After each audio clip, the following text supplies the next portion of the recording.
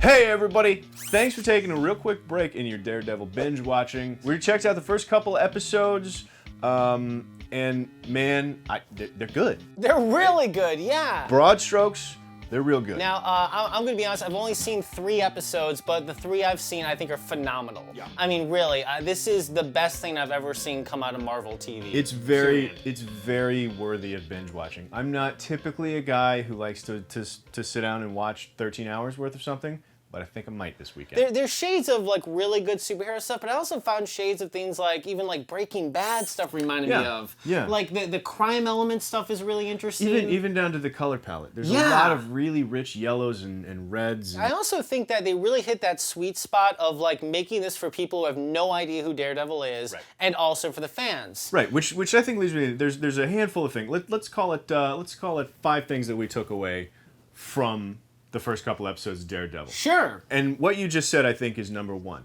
I think this is the least beholden to the comics that Marvel has been so far. Yeah. Which I'm okay with. This is a show for people.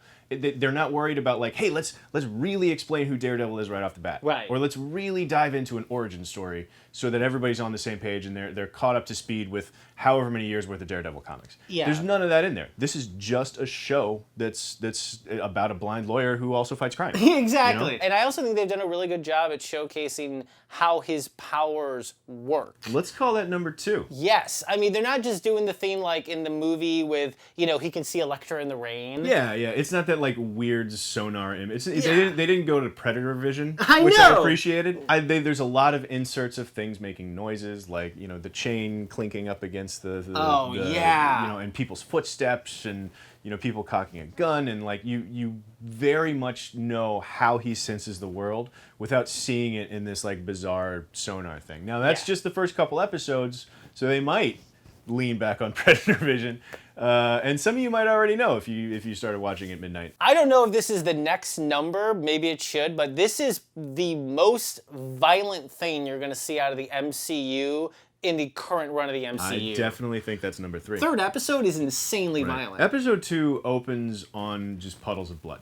Yeah. There's a fight scene at the end of episode 2 that is very Old Boy. Yes. I love it. Yes. And it's like, you look at the way that Iron Man fights, or Thor, or Captain America, and all these like really highly choreographed ninjutsu, like awesome looking movie fights. But then Daredevil in this scene, like, he's beat to shit. Yes. He can barely stand up, throwing punches just wildly. And they do it all in one shot, and it's awesome. And it's so completely opposite everything else fighting-wise in the MCU, and it sets a wonderful tone for the rest of these Netflix series. Oh, which 100%. I'm going to go with number 4. All right.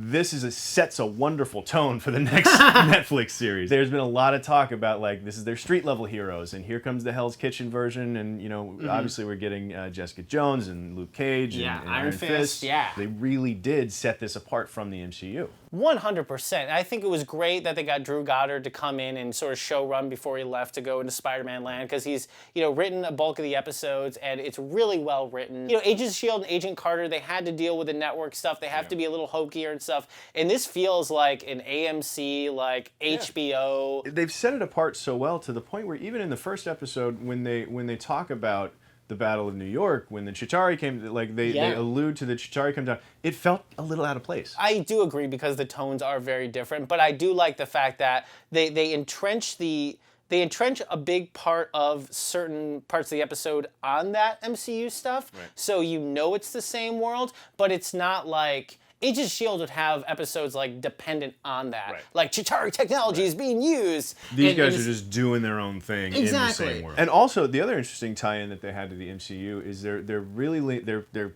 not setting up Civil War, but they're like leaning on the themes that they're going to deal with in Civil War right off the bat. Like they're talking about like, oh, I love heroes and all the destruction they cause because my construction business is going like bananas here. I think number 5 is, we said earlier that things aren't dependent on the comic, but for us fans out there, there's a lot of scenes, even in the pilot, that are directly from the very first issue of Daredevil. There's a scene with Matt Murdock and his father that is almost directly from the very first issue of Daredevil. There's a lot of stuff in there that if you're a fan, you're gonna really be happy with, but they didn't want to make it like so inside baseball or whatever like that no one knows what's happening. And I think that's great. It's still Daredevil. Yeah. He's still a comic book character, and there's still plenty to choose from, from the comics, from canon.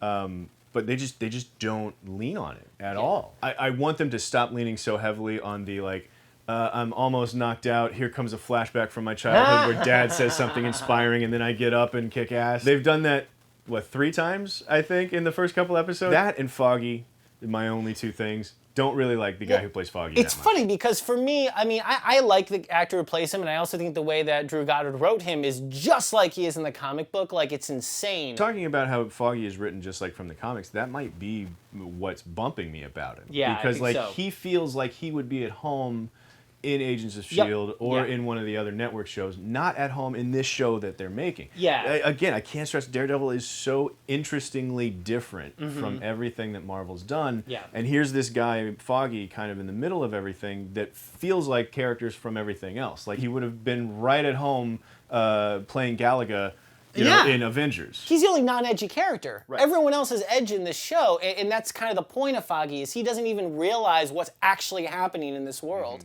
He's just like a normal dude who's a lawyer going to work, and all this amazing stuff's happening around him where he's kind of clueless. He's almost like a Lois Laning around, you know what I mean? Right. And Jimmy Olsening, more like it. I guess, yeah, exactly.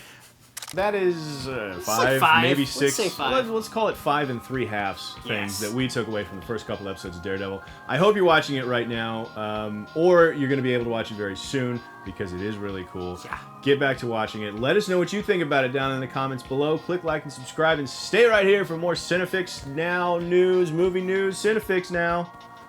That's the first time I've f***ed that up in a while. Huh? Yeah, but it's okay. Whatever. I got all the words in. They were out of order.